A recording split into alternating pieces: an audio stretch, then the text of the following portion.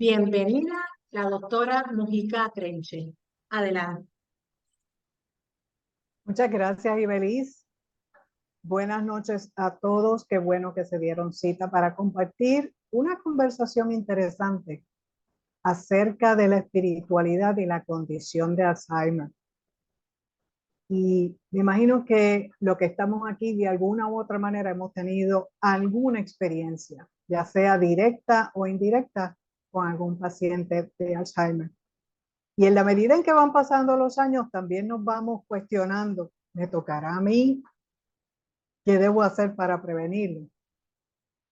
Pero en esta noche tengo la oportunidad de poder compartir con ustedes esa área espiritual que a todos nos toca.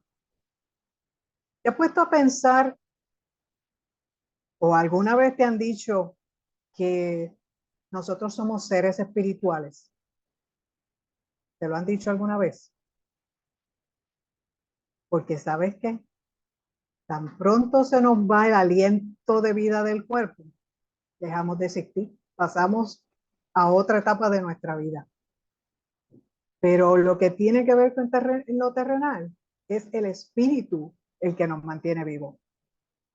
Y me gustaría comenzar presentándoles un diagrama que hice bien sencillo, pero que es la base de la conversación que vamos a tener en esta noche.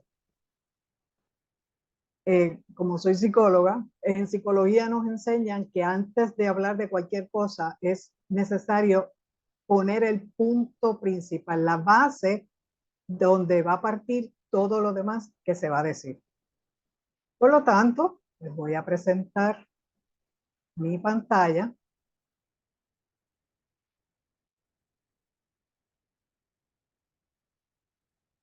Y de esto se trata nuestra vida.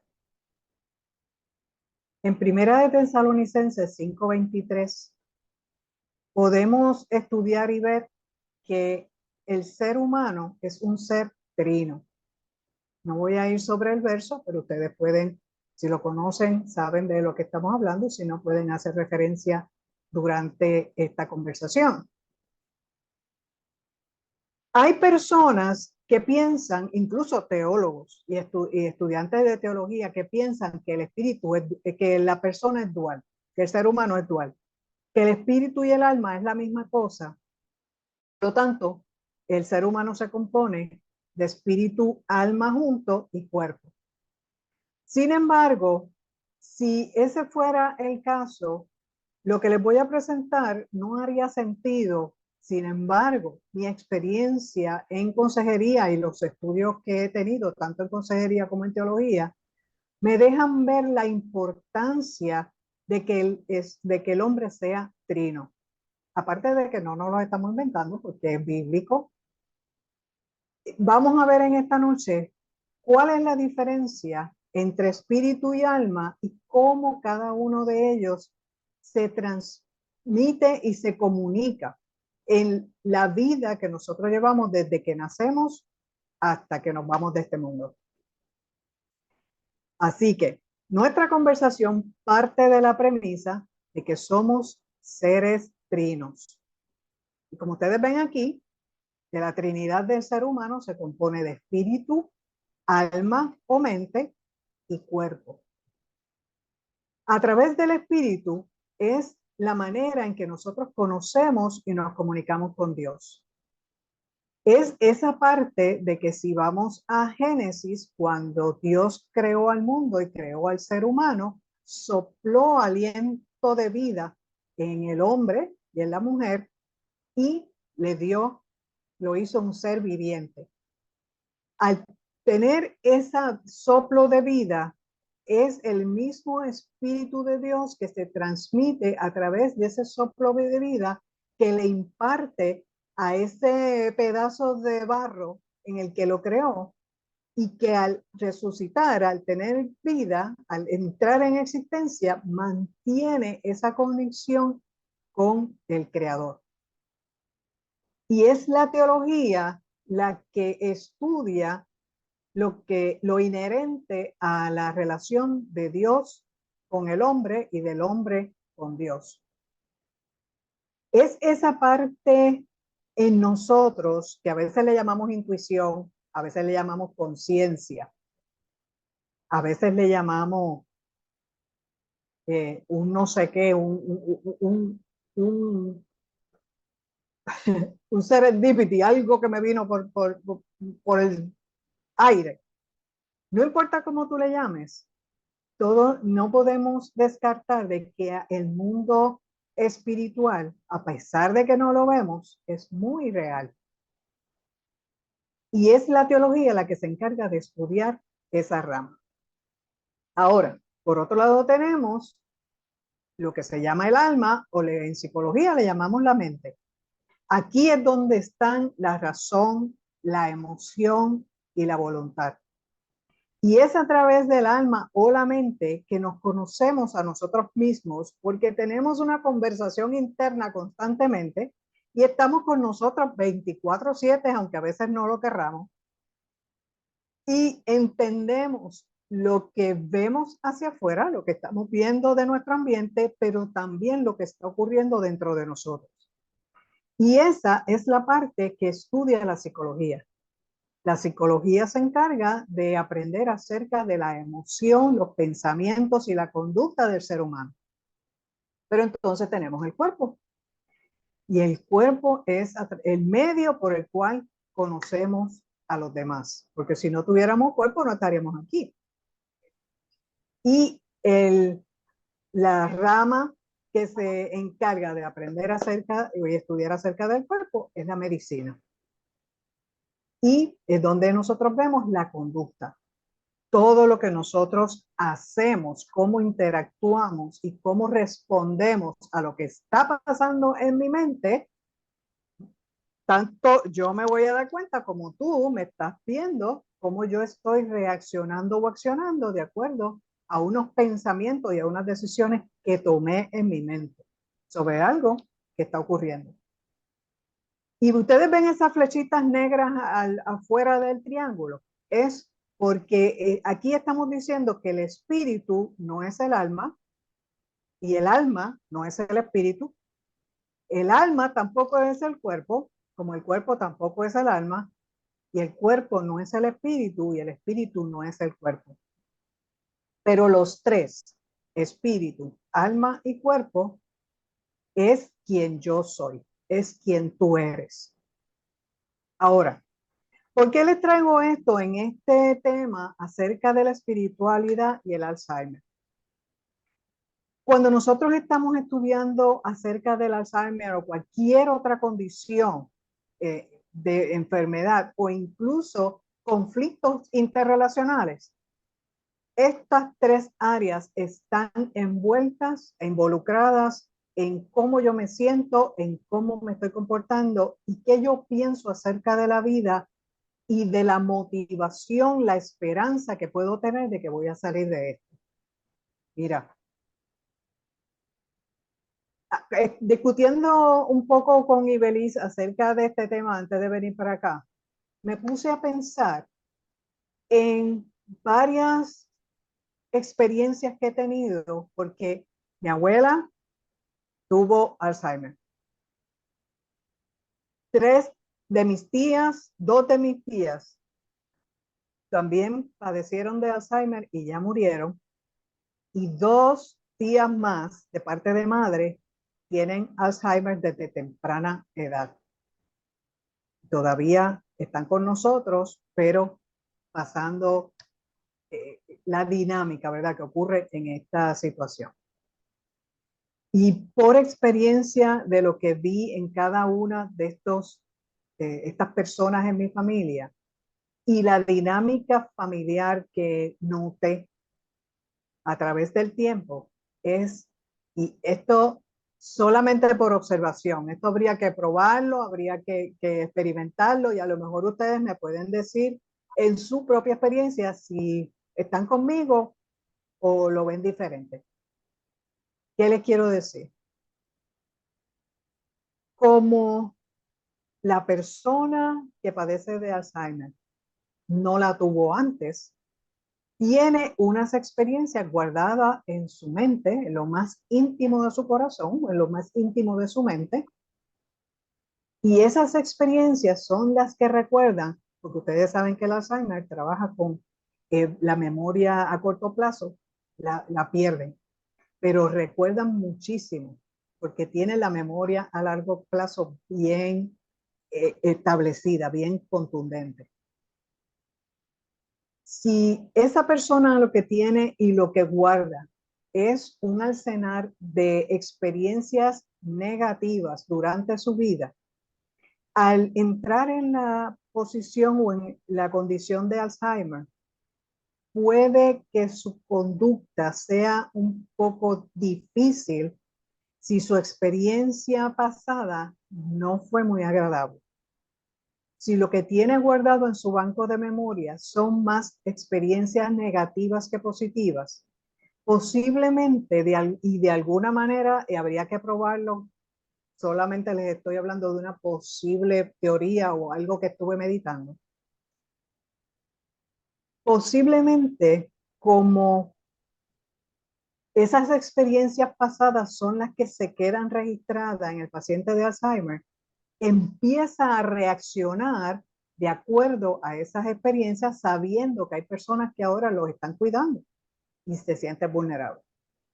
Pero si sus memorias, si sus experiencias fueron mucho más positivas durante el tiempo y antes de la condición, posiblemente retarde un poquito más esa hostilidad que se puede presentar en algún momento dentro de la condición. Y sea más llevadero poder trabajar con un paciente de Alzheimer versus aquellos que tuvieron un pasado muy difícil y que ahora toda esa memoria está saliendo para afuera y están reaccionando a todo. ¿Por qué te digo esto? Porque viendo que el espíritu, que somos espíritu, alma y cuerpo, debemos conocer de que el espíritu no se enferma y no muere y no envejece. Y eso nada más te debe dar esperanza. Porque dentro de esa persona que está teniendo esta dificultad, esta condición de Alzheimer, su espíritu está intacto. Y si tienes dificultad en comunicarte con esta persona, háblale a su espíritu. Su espíritu está con ella o con él desde que nació. Y de la misma manera que tiene ese banco de memoria a largo plazo ahí guardado y que lo tiene fresquecito, más fresco está el espíritu que no se ha dañado por la condición de Alzheimer.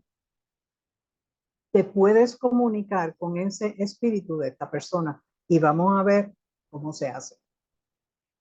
Ahora, si el espíritu está intacto y es una manera, en la medida en que tiene esa conexión con Dios, no importa ese ser supremo, no importa cómo le llame, va a tener algo más allá de sí mismo por de lo que se puede agarrar y puede echar mano en esos momentos de dificultad, incluyendo el cuidador, donde cuando las cosas se ponen difíciles, pueden echar mano de algo más que no sean sus propios recursos personales y encontrar paz, tanto el paciente como el cuidador. Ahora, tenemos entonces la mente. Y en la mente, si tenemos la razón, la emoción y la voluntad, ahí es donde vemos la dificultad y la paciencia y la compasión que hay que tener con el paciente de Alzheimer, porque es muy errático en muchas ocasiones. Y en la medida en que la condición va avanzando, se va poniendo más difícil. Y aquí es donde entran no solamente las reacciones del paciente de Alzheimer, porque todo su pasado se está levantando y está reaccionando a ese pasado, ya sea difícil o positivo, también el cuidador está reaccionando a las actitudes del paciente de Alzheimer, aun cuando sepa que está enfermo. ¿Verdad que se pone difícil el ver que una persona que fue independiente toda su vida, de que no importa dónde la pusiera, tenía una salida, o por aquí es que vamos, o reía y lloraba y bailaba y gozaba y disfrutaba y peleaba y nos alaba las orejas y se nos ponía en cintura, y ahora de momento la ves frágil y reaccionando con una hostilidad y una agresividad que es como, Dios mío, pero ¿qué te pasa? Y en muchas ocasiones se nos hace difícil aceptar que esta persona ya no es tan independiente como lo era antes. Y algo en nosotros como cuidadores se va perdiendo o va transicionando. Perdemos el ser hija, ser hijo, para ser cuidado por esta persona, donde ahora yo me tengo que convertir en la mamá o el papá de esta persona que antes me cuidaba a mí. Y es una transición difícil. Imagino que lo habrán hablado en alguna ocasión dentro de los temas que han tenido. Es una situación difícil porque en lo que nosotros los cuidadores encajamos en la mentalidad de reconocer que está habiendo un cambio y luego aceptar ese cambio, en el interín tenemos una batalla a nivel mental, a nivel emocional, que es, si yo tuve una buena relación con esta persona, posiblemente me va a ser doloroso el ver que ya no estoy tratando con la misma persona, pero voy a tener la compasión y el deseo de ayudarla para que tenga lo que le queda de vida, un bienestar digno. Pero si mi relación fue tumultuosa todo ese tiempo y para colmo ahora necesita de mí, la lucha que voy a tener por dentro va a ser tan fuerte porque, Dios mío, tras que me hizo la vida difícil, ahora depende de mí. ¿Cómo yo manejo esto? Y ahí en el alma, ahí en la mente es donde está la lucha constante del cuidador de un paciente de Alzheimer. Te digo, la teoría está en que cualquier relación que yo haya tenido, cualquier tipo de relación que yo haya tenido con este paciente de Alzheimer antes de que entre la condición, se va a ver reflejada en el trato que le voy a dar a ese paciente y se va a ver reflejado en el paciente en la medida en que responde a lo que está ocurriendo. Ahí es donde está la lucha. Pero cuando podemos identificar que la lucha es en mi mente, es psicológica, es emocional y es muy cierta, es muy válida, no te la vamos a negar, pero sabiendo que hay un espíritu que está vivo, que no se enferma y que no envejece, ahora mi propio espíritu se puede comunicar con ese espíritu y encontrar alguna paz, alguna relajación, tranquilidad cuando nos vamos a nivel espiritual y nos hablamos en el nivel espiritual. Nos va a ayudar a ambos. ¿Y qué tenemos del cuerpo? Sabemos que el cuerpo de la condición se va deteriorando, el cerebro se va achicando, va perdiendo conciencia, a veces deja de hablar, se vuelve un niño pequeño y se vuelve dependiente. Y es en esa medida en que nosotros vamos entendiendo y aceptando esa transición hacia lo eterno, es que podemos trabajar con la situación que nos encontramos ahora. Pero como esta conversación se trata de emoción y espiritualidad, me gustaría, voy a quitar la presentación y me gustaría escuchar a uno o dos de ustedes cómo lo ven hasta ahora o qué quieren compartir acerca de lo que han escuchado hasta ahora. Pueden levantar su mano y dejarme saber.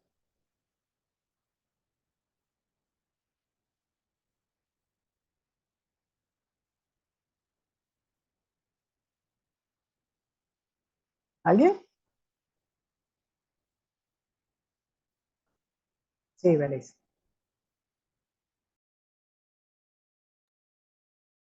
Por aquí, y veis. Mira, Nora, es bien interesante lo que traes, porque estoy muy de acuerdo en el sentido de que independientemente de que ellos pierdan su memoria, siempre existe su esencia. Y te lo digo basado en mi experiencia, porque recuerdo de las muchas ocasiones que, por ejemplo, mi mamá pues no recordaba quién yo era y ella notaba en mí que yo me ponía triste, que incluso en muchas ocasiones pues era inevitable llorar. Ella iba donde mí y lo que hacía era que me acariciaba buscando esa, o sea, como tratando de ayudarme y me decía, nena, vas a estar bien, todo bien, me decía ella.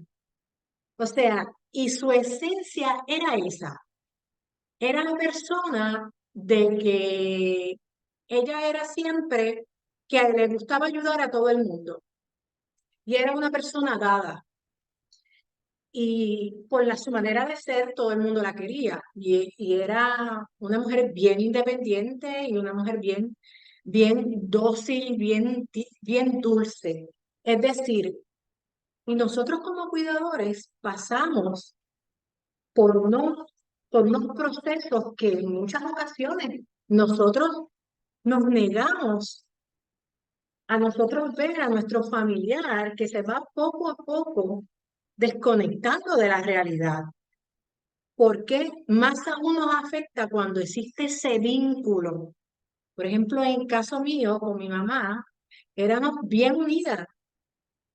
O sea, y el ver que ella se estaba yendo, ¿verdad? Dentro de su memoria, pues de verdad que es bien duro, pero definitivamente uno tiene que darle, como dicen, la vuelta a la moneda y buscar esa espiritualidad que uno lleva para uno poder sobrellevar todo este proceso. Por aquí veo también a Ivonne que tiene su manito levantada. Vamos a darle la oportunidad. Buenas noches. Yo tengo una pregunta. Si la persona no necesariamente es una persona, no quiero decir que es cristiana o espiritual, etcétera, etcétera, nunca ha buscado de Dios en su vida, y te lo digo por mi papá, que nunca se ha inclinado hacia lo espiritual, como lo que tú estás diciendo de que le podemos hablar al espíritu, como quiera le podemos hablar y como quiera nuestro espíritu se puede comunicar con su espíritu, ¿cómo lo hacemos? Es como hablarle a un inconverso. Hay que llevarle el evangelio a un inconverso. Pero sabemos que nosotros no convertimos a nadie, lo hace el Espíritu Santo. Nosotros simplemente hablamos a la necesidad interna de esa persona que solo Dios sabe. Y el Espíritu Santo se encarga de despertar ese espíritu a la presencia y a la realidad de quién es Dios. El hecho de que la persona tenga la condición de Alzheimer y que tú le puedas hablar a su espíritu es lo mismo que hablarle a un inconverso. Porque no nos toca a nosotros convertir a nadie, simplemente dar la palabra. Y déjame decirte, la persona, no importa cuán ida parece que esté, aún esté encamada y no pueda hablar y esté perdida en el espacio, la persona percibe esa espiritualidad, esa ese ambiente espiritual y esa presencia divina, aunque no se mencione. Te voy a dar un ejemplo. Mi papá sufrió de Parkinson. No le dio Alzheimer, pero le dio Parkinson. Y en 3 años estuvo deteriorándose. En 3 años fue bajando su intensidad hasta que quedó encamado, mirando para todos lados, ya no podía hablar y tenía un tubo gástrico.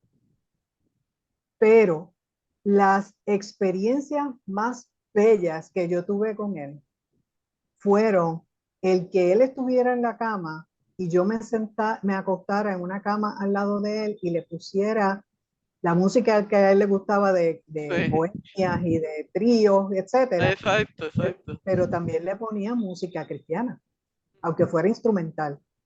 Y esa presencia se sentía en el cuarto al punto o de que se quedaba dormido o simplemente estaba en paz. Y yo también. En otra ocasión, con mi abuela materna, que fue la primera de la familia que tuvo Alzheimer, ella me cuidó, ella me crió, pero no teníamos una conexión muy cercana, a pesar de que siempre estuvimos en fiestas de familia, etc. Cuando cayó en cama también, que ya no hablaba, parecía una nena chiquita y se comportaba como una nena chiquita. Con algunas de mis tías y con sus hijas se ponía un poquito difícil y peleón. Sin embargo, en una ocasión, Dios me dijo, me puso en mi corazón, ve a orar por ella. Pero yo sabía que en esa casa iba a estar mi familia. Y, Dios mío, ¿cómo yo hago esto? Sin que se me caiga la cara de vergüenza de ir a orar por ella y que no me interrumpan. Así que prepara el ambiente para yo poder hacer esto y darme el valor para hacerlo, porque no me atreví hace muchos años atrás, eso fue en el siglo pasado. Y cuando llegué a la casa, sí, las personas estaban en la cocina y yo me acerqué al cuarto de ella y simplemente empecé a pasarle la mano por la cabeza, como si fuera una nena chiquita. Y en un momento dado, y empecé a orar por ella y a decir la oración que ella no podía decir, del pecador y de que Dios la tuviera en su seno y de que perdonara todos sus pecados, etcétera, etcétera, pasándole la mano. Y después canté un corito al oído de ella. Cuando le dejé de pasar la mano, me cogió la mano otra vez para que se la pusiera. Y ahí me di cuenta que estaba recibiendo el mensaje. Bien. Unas semanas después, me cuenta mi mamá que estaba mi mamá con ella y ella miró hacia arriba, acostada, miró hacia arriba y levantó la mano y se fue. ¿Qué ella vio? No sabemos, excepto que se fue en paz. Lo que me dice a mí, que posiblemente el mismo Señor Jesús vino a buscarla y se fue en paz. Qué lindo. Así que no dudes de que no importa cómo responda el alma, el cuerpo, resistiéndose o peleando o diciendo barbaridades. Regañando, que es lo que hace mi papá. Simplemente háblale al Espíritu con una voz Amén. apacible, Sí. con calma, sabiendo que le hablas a ese Espíritu que necesita de esa presencia y que no nos toca a nosotros la conversión, pero sí sembrar esa semilla y el Espíritu Santo se encarga de despertarlo a esa presencia y poder tener esa conexión. Gracias. ¿Alguien más quiere compartir alguna experiencia de su familia? Sí, Yesenia. Sí, yo tuve la experiencia cuando ya mi abuela estuvo en su etapa, ¿verdad? Casi culminante. Nos reunimos toda la familia, los 5 nietos, y comenzamos a orar, comenzamos a cantar. Y yo me acuerdo que yo le tenía a ella estaba acostada y yo le tenía agarrada las piernas. Y de momento me acuerdo que mi primo estaba haciendo una oración y ella comenzó a mover las piernas. Y yo me quedé como que frisa. Y ahora que usted está diciendo eso, ahí es que, ¿verdad? Me vino a la mente, ¿verdad? Que ella estaba recibiendo, ¿verdad? El espíritu, porque fue en el momento que estuvimos rezando por ella, haciendo la oración con toda la familia. Y me acuerdo siempre de ese día y fue bien emocionante y fue impactante, porque yo dije, lo siente o lo escucha, ella sabe que estamos aquí.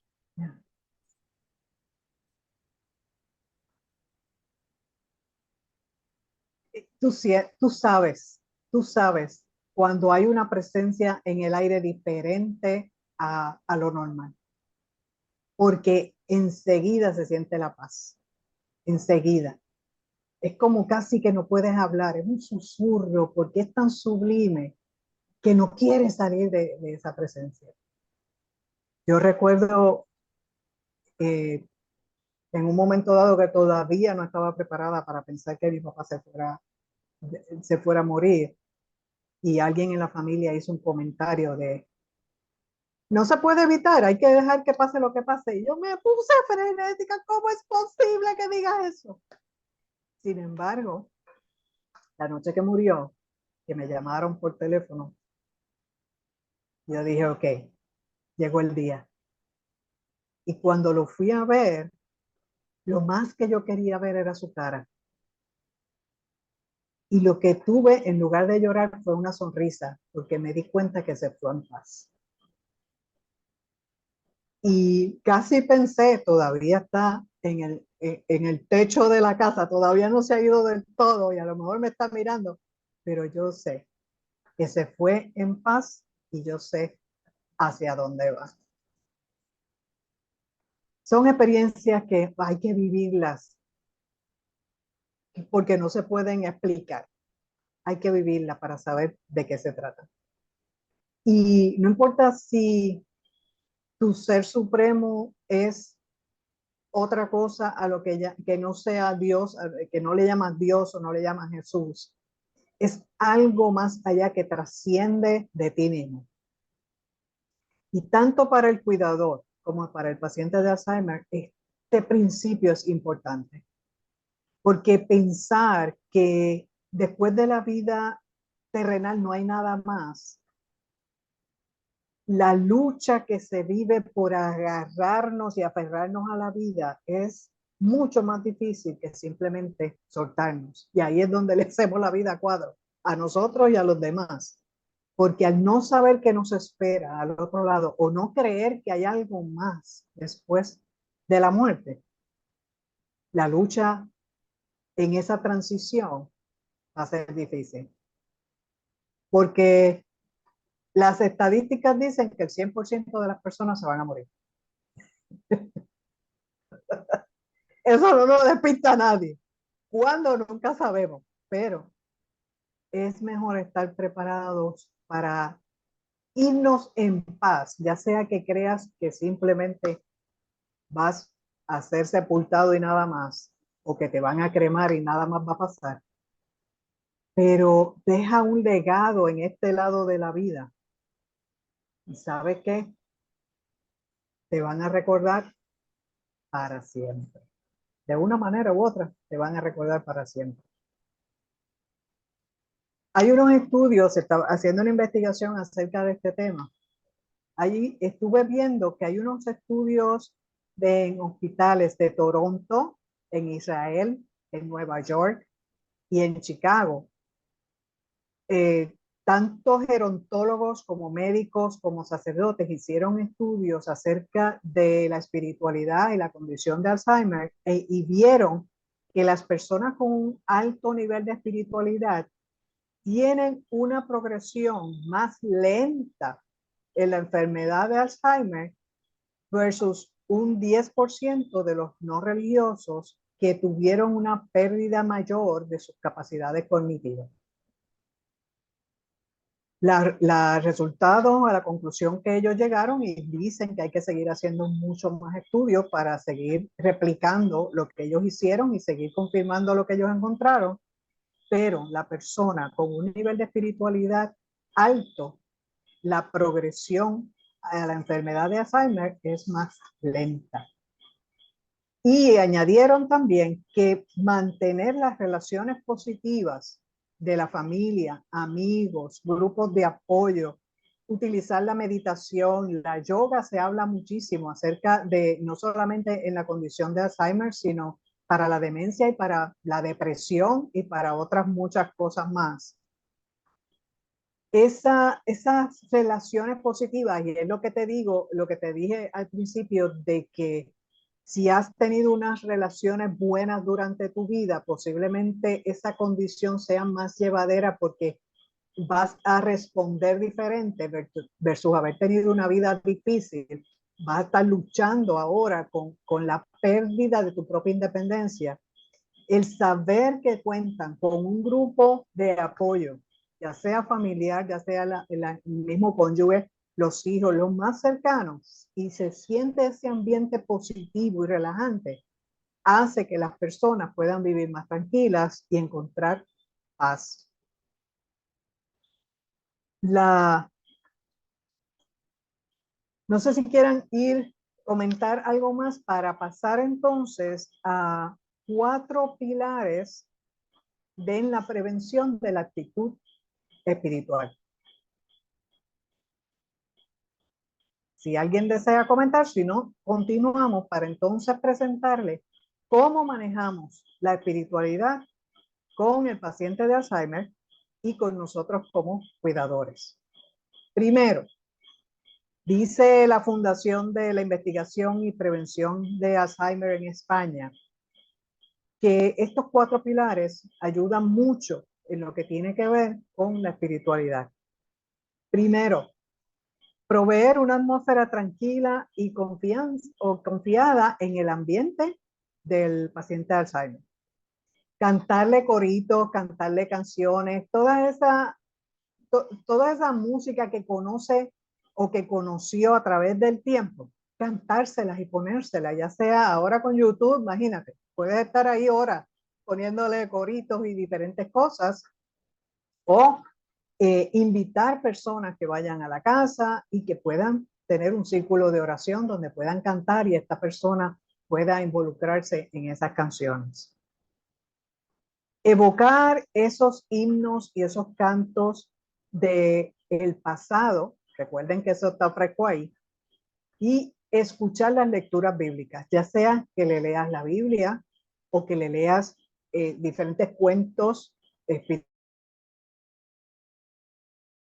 que ver con esa dinámica espiritual, meditaciones, reflexiones, podérselas leer y de alguna manera que puedan compartir lo que se está leyendo es muy bueno.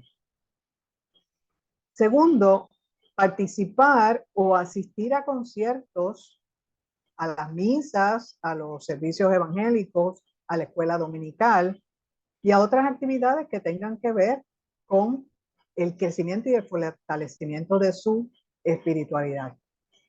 Pero los escritores hacen una salvedad diciendo de que cuando la persona ya se está dando cuenta de que no es la misma, ya está en esa etapa donde se está dando cuenta que algo no está bien, puede sentir vergüenza y no quiere exponerse a esas experiencias o a esos ambientes, y hay que respetar entonces que ya no quiere ir a la iglesia o ya no quiere estar en grupo o no quiere salir, pueda de alguna manera aceptar que la visiten y esté dentro de la casa porque ya es un círculo reducido y ellos aceptan lo que están, quien sea que va a estar en la casa, versus exponerlo al público. Y mencionan que estas prácticas hay que tomarlas en cuenta con la persona en particular.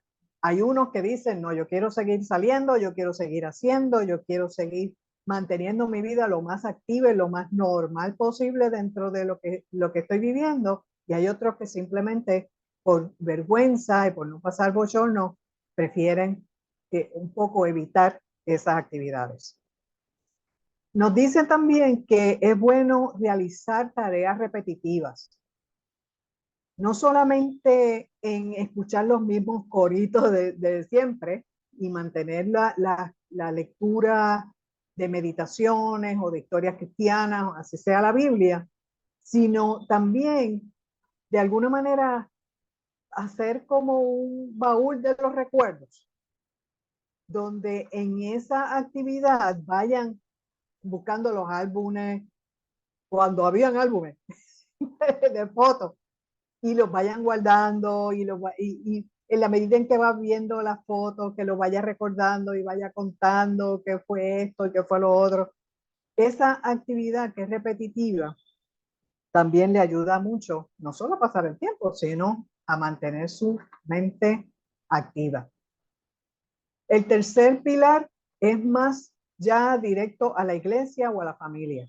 Tomar en cuenta que es importante mantener el respeto a la persona con la condición de Alzheimer. Hablarle de forma clara y sencilla. Y si se siente intranquilo dentro del ambiente en el que se encuentre, ya sea en la escuela dominical o en la iglesia o en alguna actividad en la que esté y está lejos de su familiar, acercarlo a un miembro de la familia para que encuentre otra vez esa tranquilidad y esa seguridad. Y responder a sus preguntas, cualquiera que sea y todas las veces que la mencione, porque sabemos que hay mucha repetición. Ofrecer ayuda a la familia y ofrecer incluso tiempo para cuidar al enfermo de manera que el cuidador pueda descansar. Ahora, no todo el mundo está capacitado para tratar con un paciente de Alzheimer o de Parkinson o de cualquier otra cosa. Si no tiene esa compasión y no tiene las destrezas para manejarlos, entonces es mejor buscar a alguien que sí lo tenga o dejarle saber al cuidador: si tú quieres, yo te cocino, te limpio la casa o te ayudo dentro de la casa mientras tú atiendes al paciente. O si tienes a alguien que conoce que tenga esa destreza, un enfermero o un trabajador social o alguien que tenga esa destreza para manejar a estas personas, pues entonces, aunque tú te quedes en la casa, esta persona está cuidando y hablando con esta persona mientras tú haces otras tareas. O incluso sales un momento para volver a la casa. Y el cuarto pilar sería socializar. Conseguir o reunirte o mantenerte en contacto con personas con tus mismas creencias o con sus mismas creencias con el paciente de Alzheimer. Aceptar y perdonar. Y aquí me voy a detener un rato porque volvemos. Ahora pasamos de la espiritualidad a la emoción. Y retomando lo que les mencioné al principio. El espíritu está vivo, no se enferma y no muere, sino que transiciona de la tierra al cielo. Pero es la mente, es en el alma donde tenemos los conflictos, tanto del cuidador con el paciente de Alzheimer como el paciente de Alzheimer con el cuidador. Porque si no han tenido o si su vida pasada fue difícil, fue contenciosa, ahora no va a ser diferente. Excepto que el cuidador pueda detenerse en tiempo y buscar ayuda para poder ventilar lo que está pasando por su cabeza y en su corazón. Poder decir: de las que me hizo la vida a cuadro, ahora tengo que cuidarla o tengo que cuidarlo. Y no puedo verlo así o lo que sea. O a lo mejor la vida fue tremenda y no me gusta verlo así tan indefenso. Es el momento de detenerte en tiempo, sufrirlo, escribir un lamento y decir: por ¿Qué está pasando? Mi corazón está alborotado, no sé ni qué pensar, por qué está pasando esto, qué puedo esperar. Todo lo que está en tu corazón, escríbelo. Eso es un lamento. Incluso pelea con Dios si tienes que pelear con Dios. Pero en algún momento de tu vida, tu espíritu también necesita paz. Y la paz la vas a conseguir rindiéndote. Diciendo, no hay vuelta atrás. No hay otra opción. Si tú crees que tú no eres la mejor persona para cuidar a esta persona y tienes más hermanos, entonces pídele ayuda a tus hermanos para que cada uno colabore. Pero si eres tú, entonces detente por un momento, toma tiempo para sanar esas heridas del pasado a través del perdón, no importa cuántas veces tengas que hacerlo. Y una vez decidas perdonar y pedir perdón, no te quedes ahí, sino decide amar y cuidar a esa persona que ahora depende de ti. No es fácil, toma tiempo, a veces te vas a resistir, vas a decir que es injusto, pero es lo que tienes a la mano. Y es peor que tú lleves a esta persona a un hogar y le des la espalda y no sepas más de ella, o lo metas, lo lleves a un hospital porque tiene alguna condición y no lo vayas a buscar. Créeme que no te vas a sentir mejor tomando esas acciones. Porque tú también tienes un espíritu. Tú también tienes una necesidad. Tú también eres niño, eres hijo de esa persona. Y no importa cuán viejo tú seas, esa relación continúa ahí. Y aun cuando la persona se vaya, primero se va de su mente y después se va físicamente, pero tú quedas con la experiencia.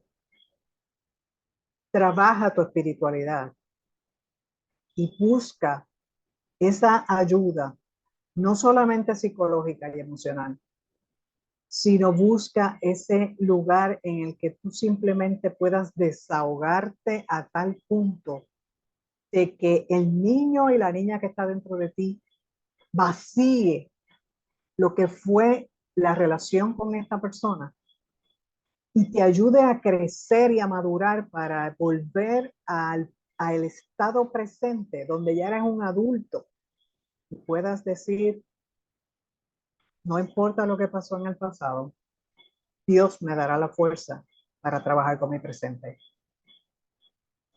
Aceptas, reconocer primero que la vida cambió, la relación cambió.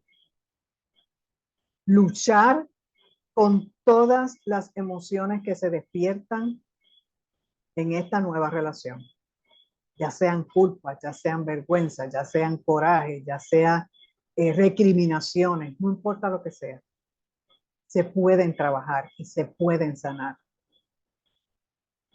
Y una vez saques todo ese coraje o esa decepción o esa desilusión o incluso el sentido de pérdida de tu corazón porque ya no tienes la persona que tenías antes y a la que amabas, entonces perdona y pide perdón.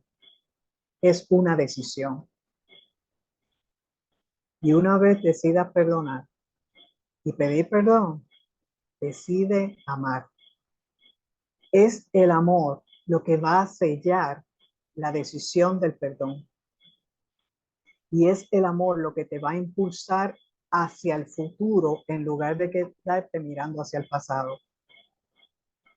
Es el amor el que te va a dar la fortaleza para poder enfrentar a esta nueva persona que tienes al frente y poder tratarla con compasión. En mi relación con mi papá, él estuvo fuera de mi vida unos 40 años. Después del divorcio con mi mamá, nos veíamos muy cordial y compartíamos y reíamos y gozábamos, pero no había una conversación profunda de cómo yo me sentía y cómo él se sentía. Dios me dio la oportunidad en 3 años, los últimos 3 años de su vida, que volvió a casa y se fue deteriorando. Dios me dio la oportunidad de empezar a cuidar de él, pero tuvimos que sentarnos en una ocasión y decirle, tú hiciste esto, tú hiciste esto, tú hiciste esto. Y esa conversación fue lo que me ayudó a mí a decir, pero a pesar de que todo eso ocurrió, aquí estoy. Y ahí fue que vinieron esas experiencias de música y ese ambiente glorioso que cada uno nosotros nos conocíamos. Nos mirábamos a los ojos y nos estábamos hablando y los demás se quedaban como, ¿qué le pasa a ustedes? Así. 3 años. Disfruté de mi papá y fueron los mejores 3 años de mi vida versus los 40 que no lo tuve. Por una decisión. Y a pesar de que fue duro y fue vergonzoso para él, porque había que limpiarlo, había que bañarlo, pero sentir esa caridad hacia él y esa protección de que no cualquiera lo iba a cuidar. Y si no cualquiera iba a estar, entonces me quedaba yo. Fue lo que me ayudó al día en que murió, la noche que murió, poder decir, gracias Señor, hice lo que tenía que hacer. Y cada vez que recuerdo su voz, vuelvo a ser niña y vuelvo a recordar a ese papá que tuve alguna vez en mi vida. Y sé que lo voy a volver a ver. 4 pilares para prevenir el Alzheimer, 4 pilares para trabajar con la espiritualidad. Tener una atmósfera segura y tranquila, confiada.